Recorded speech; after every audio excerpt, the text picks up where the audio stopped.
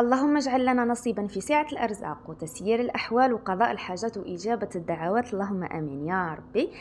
مرحبا بكم، إن شاء الله تكونوا كامل متهنيين وتكون صحتكم بخير. وقبل ما نبدأ معكم الفيديو حبيت أني نوصل ميساج وطلب إحدى المتتبعات الوفيات اللي كانت طلبته من عندي عندها شحال هذه مدة ولكن نسيتها. ان شاء الله ما تكونش زعفت مني، وان شاء الله تشوف هذا الفيديو وتسمع الميساج نتاعها بلي راه وصل. كانت طلبت منكم انه تدعوا لها بالذريه الصالحه، وان شاء الله ربي يرزقها ويفرحها في القريب الاجل، سواء هي سواء جميع وحده ربي مازال ما رزقهاش. وثاني حبيت انه انا نوصل لكم ميساج صغير.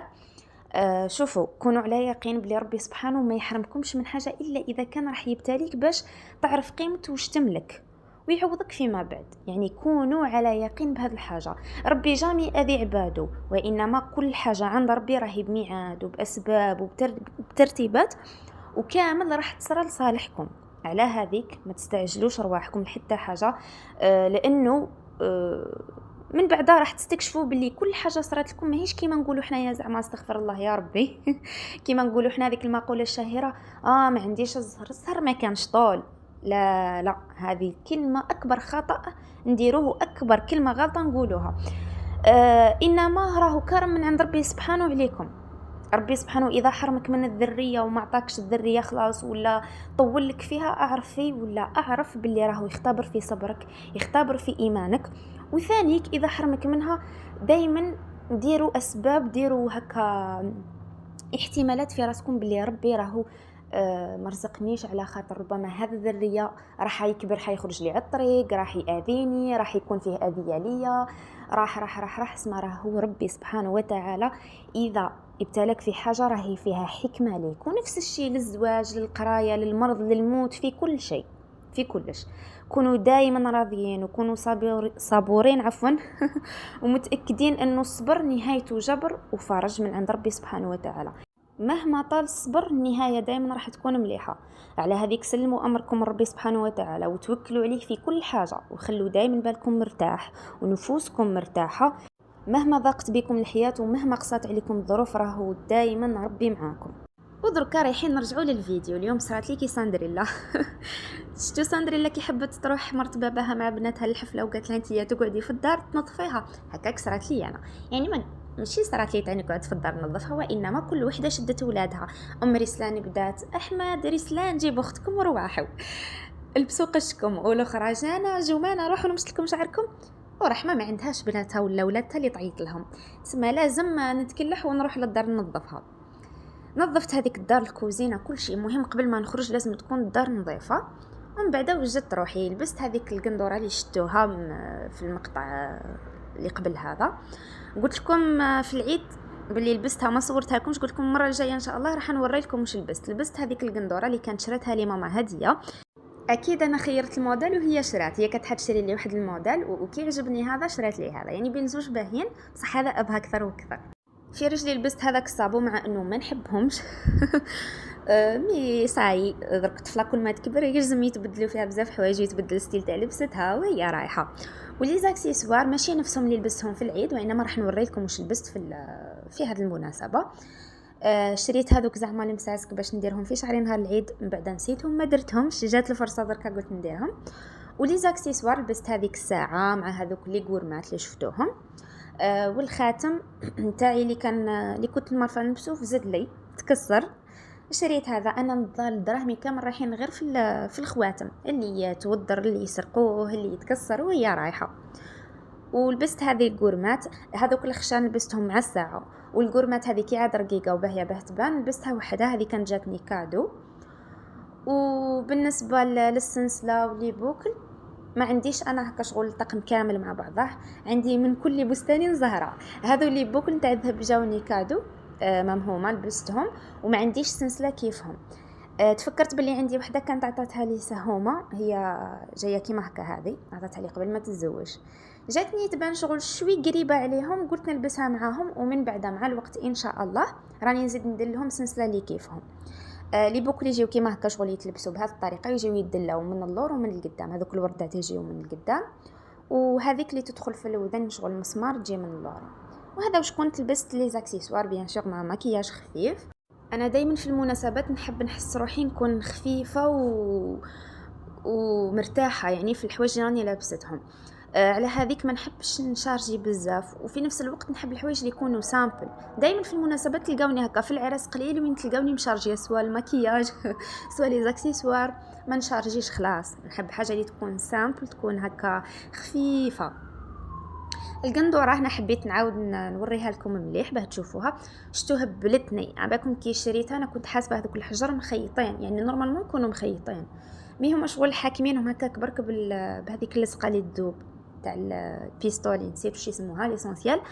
حاكمينهم جيست هكاك. شتو نصهم راحوا تودروا ونصهم اللي مزيان طاحوا قدامي. قلت كي نفوت المناسبه هذه ونقعد نخيطهم، يعني نشدهم بالبرا والخيط خير وخير هكا ما يطيحوش، ونزيد نشري لهم حجرات ونعمرهم بيان كيما كانوا معمرين. تجي كيما هكا ويجي معها الحزام. انا الحزام نبغي اللي ما يكونش مع تحت الكرش ولا في الكرش نبغي اللي يكون شويه طالع. وفوالا في لبستها تجي كيما هكا. حاولت نصور لكم ما جاش تصوير باهي، المهم المرايه ما ديروش عليها. الاولاد كي يكونوا شدوا تمسحوا هذيك الحاجه مليار مرات يوسخوها. فيها شغل هذوك التكميشات من جهه الكتاف، مع انه ما نحبهمش، بس هذه المره عجبوني. غير التاخيره هذه نيشين سي بور سا ما جاتنيش مليحه. نهار شريتها كنت بصحتي كانت باهيه تهبل، بصح كي شينت ما عجبتنيش خلاص. المهم في الصحه، كي تكون الصحه بخير وما نكونوش مرض، هذيك هي الفايده الكبيره والاهم كامل فيها. اما الشيانه والسمنه والاخر راهم يتبدلوا مع الوقت. رحت عند مريم مباشرة، بدينا نعاونوا فيها. لقيناها مع القطوات، الحالة مرونة. شتو بديت غير بدارها، نظفت لها الدار هكا، فرست لها الحالة. تعرفوا الواحد كي يكون عنده مناسبة ولا دارو تتقلب، سورتو إذا كانوا فيها الأولاد. قلت نبدأ بالدار، نعدلها، نفرزها لها، نمسح لها الغبره، نطبق القش، الحكايات هذوك. وهذيك الساعه نلوح يدي حتى انا في القاطوات، نقص عليهم شويه. قلت لكم انا مانيش حلواجيه، بصح كي نشوف عبد هكا مشروق ولا خواتاتي نلوح يدي نعاون برك. العشاء دارت الشخشوق الظفر، انا دائما نغلط نقول لها فريده ما نعرف علاه. وانا هنا راني مع القاطوات، دارت سنيكرز، غلفته لها بالشوكولا، ذوبت الشوكولا ولقيت قدامي قرعه فيها زيت. كي بديت نلوح فيها رماركيت بلي كاين قاطي، نحسب مقاطو بالفينيغرات، وهي الحكايه غير قطرات تاع مسح وثمه. المزيه المزيه ما فزتش الشيكولا، والمزيه ما خرجتش فينيغرات. هذيك الساعه ندير لهم حلوه جديده، حصري وجديد، حلوه بالفينيغرات. والقاطو الثاني اللي راهم يتعاونوا، شوفوا راهم يد بيد، الله يبارك اختي وسلافاتها وبنت سلفتها، راهم مع الديكور تاع الكاطو. عندكم هذا النوع نتاع الكاطو كنت خدمت لها لاباط وديكوريته لها هكا ماشي ديكوريته، عفوا كلاصيتو بالشيكولا، وهي خدمت له الديكور هي وبنت سلفتها كيما هكا، شغل صبيب طاعت مع الاخر. الحشو والله ما على بالي واش دارت فيه، ليسونسيال صابلي تاع شوكولا، والحشو ما على باليش واش يجي فيه. ما نعرف اذا راح تشارك معكم الوصفات ولا هذيك تبقى مع مريم. روحوا عندها هي قولوا لها عطينا واش درتي فيهم. كملت من الهيتا من الكلاصاج نتاع الشوكولا. كلاني قلبي يا اختي، انا لازم تكون لمسه نتاع يدي في الحوايج. ما عجبنيش الحطانه، رحت جبت السحونه، ما نشتيش هكا يكون سحن زي نبغي يكون تناسق بيناتهم. جبت واش عندها سحونه كامل وبديت نسي شتو لو كان جا الكاطو يهدر او نطق وقال لي طلقيني يرحم باباك. حطيني في السحن وخليني نرتاح. هز منا حط منا بالسيف، ما قدرت ننسق السحونه مع بعضها. اتعشينا كملنا هنا. سلافاتها احنا رانا مع العشاء ورانا مع الديكور في نفس الوقت. سلافاتها راهم يعدلوا في الشومبرا اللي رايحين نحنيو فيها، اللي راح يكون فيها الحفله نتاع الحنه تاع دمدومي. اتعشينا كملنا ودركا راح تبدا السهره نتاع الحنه. هنايا من الجهه هذه حطينا القاطوات مع لاطارت. هذه لاطارت كانت خدمتها مريومه، سواء الديكور سواء كل شيء على يدين مريومه. ما من القاطوات كيما شفتوا دارت بقلاوه مقروض مع مقروض تاع المقله ومقروض تاع الكوشه. لساني بدا يتلهوث. صاب لي عادي سنيكرز، وهذا النوع هذو الزوج نواع ما على باليش. قلت لكم خاطرني الحلويات، هذا اكبر دليل الغريبيه. وهذا الحاجه الوحيده اللي عرفتها، بس انا اللي درته صاب لي تاع شوكولا. لاباط انا اللي خدمتها، والمخبز وصاب لي عادي. المهم انا شتو هذا الشيء كامل نبغي منه غير صاب لي تاع شوكولا وصاب لي عادي، الباقي كل ما عنديش حاجه فيه. وهكذا كانت الحلويات وتجهيزات تاع طاوله القاطوات. وهذه هي كانت الترتيبات والتحضيرات. قلت لكم سرقت لكم جست مقتطفات خفاف، تعاوننا كامل يد بيد الخواتات مع السلافات وهي رايحه. وهنا دمدمي راهم يلبسوا في القش نتاعو باش يحني به. يا خاه واش يزعبط ما جا يخليهم يلبسوا له. هبلنا في كلش، سواء في الحنه سواء في القش، في كل شيء، حتى تزغريت وما خلاناش. خاف من التزغريت، لانه كل ما تنوض وحده تزغرت ينوض هو يبكي. ما نعرف اللي اسمهم ادم كامل كيما هكا مشاغبين ولا غير ولد اختي.